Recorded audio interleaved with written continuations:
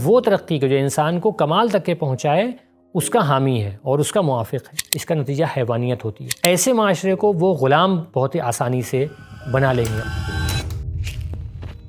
کہ اسلام آیا ہی ہے انسان کو ترقی دلانے کے لیے، آگے بڑھانے کے لیے، پھر وہ خدا کا بندہ بننے کے بجائے ان کا غلام بن جائے۔ جو علم نقصان دہ ہو اس طرح سے، وہ علم یقیناً اچھا نہیں ہے اسلام کی نظر میں۔ اسلام ایک پچھڑا ہوا مذہب ہے کیونکہ وہ ماڈرنٹی کا مخالف ہے اور اس کو وہ جائز نہیں جانتا ہے۔ آپ اس سلسلے میں کیا کہنا چاہیں گے؟ جی دیکھیے کہ نیوکلیئر سائنس اپنے آپ میں ایک علم ہے۔ اس کے ذریعے کیا کیا ہو سکتا ہے؟ اس کے ذریعے الیکٹریسٹی پیدا کی جاتی ہے، اس کے ذریعے کینسر کا علاج ہوتا ہے، اس کے ذریعے کھیتی باڑی اور ایگریکلچر کی حفاظت ہوتی ہے۔ کچھ لوگوں نے جو اس کے ذریعے کام کیا وہ کیا کیا؟ اس کے ذریعے ایٹم بم بنایا۔ امریکہ نے جاپان کے 2 شہروں پر جو بم گرایا، اس میں چند سیکنڈ کے اندر لاکھوں انسانوں کی جو ہے وہ جان چلی گئی۔ تو اگر کوئی ہم سے پوچھے کہ اسلام کی نگاہ میں علم اچھا ہے یا برا ہے، تو ہم کیا کہیں گے؟ ہم کہیں گے کہ وہ علم جو لوگوں کے لیے فائدہ مند ہو، جو لوگوں کی خدمت کرتا ہو، جو لوگوں کے لیے سہولتیں پیدا کرتا ہو، وہ علم جو انسان کی اسلام کی نظر میں فائدہ مند ہے۔ لیکن جو علم نقصان دہ ہو اس طرح سے، وہ علم یقیناً اچھا نہیں ہے اسلام کی نظر میں۔ اسی طرح سے جب ماڈرنٹی کے بارے میں سوال ہوتا ہے تو میں دیکھتا ہوں کہ ماڈرنٹی کا مطلب کیا؟ کون سی ماڈرنٹی؟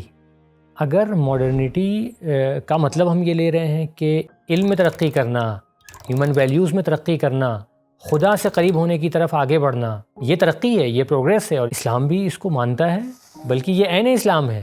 احادیث اور آیات کو سنتے رہتے ہیں کہ کتنی تاکید کی گئی ہے۔ لہٰذا اسلام یقیناً وہ ترقی کو جو انسان کو کمال تک کے پہنچائے اس کا حامی ہے اور اس کا موافق ہے۔ یعنی آپ یہ کہنا چاہتے ہیں کہ اسلام آیا ہی جی پروگریس اور بالکل، ترقی کے بالکل لیے؟ اسلام آیا ہی ہے، بالکل یہ تعبیر صحیح ہے کہ اسلام آیا ہی ہے انسان کو ترقی دلانے کے لیے، آگے بڑھانے کے لیے۔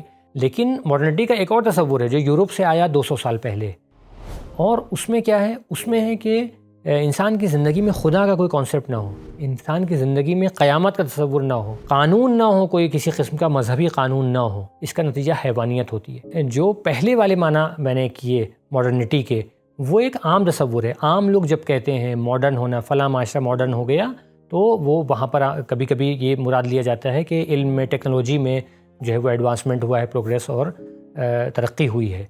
لیکن یہ جو دوسرے والے معنی ہیں، وہ اگر آپ کتابوں میں جائیں گے، فلسفیکل ٹرم کے طور پر اگر آپ دیکھیں گے اس کو، تو وہ دوسرے والے معنی ہی وہاں پر یوز کیے جاتے ہیں ماڈرنٹی کے، اور وہ یقیناً خطرناک ہے انسانیت کے لیے اور انسانوں کے لیے، کہ جس کا ایک اثر آج ہم اپنی دنیا میں فلسطینیوں پر ہونے والے ظلم کی صورت میں دیکھ رہے ہیں۔ ابھی یہ یورپ ہم سے، ان کی نگاہ میں ہم تھرڈ ورلڈ ہیں، ان سے یہ چاہتے ہیں کہ ہم ان کی طرح بن جائیں اور ان کی جو ماڈرنٹی والا کانسیپٹ ہے اس کو اختیار کر لیں۔ تو ایگزیکٹلی یہ ہم سے اس ماڈرنٹی کے نام پہ کیا چاہتے ہیں؟ دیکھیے یہ ہم سے یہ چاہتی ہے کہ وہی ویلیوز جو انہوں نے اپنے یہاں پھیلائیں وہ ہمارے یہاں پھیلائیں، ہمارے یہاں بے حیائی لے آئیں، ہمارے یہاں حرام کاری لے آئیں، ہمارے یہاں خدا کا تصور، قیامت کے تصور کو ختم کر دیں، ظلم ہو، ظلم کے خلاف کوئی اٹھنے والا نہ ہو۔ اپنے معاشرے میں ایسا کر چکے ہیں وہاں، تو وہی چاہتے ہیں کہ ہمارے ممالک میں بھی ہو جائے اور یہاں پر بھی وہی چیزیں پھیل جائے۔ کیوں ایسا ہو جائے؟ کیونکہ ان کو پتہ ہے کہ اگر کسی جگہ پر بے حیائی پھیلے گی، خدا کا تصور ختم ہوگا، کمزور پڑے گا، قیامت کا تصور کمزور پڑے گا،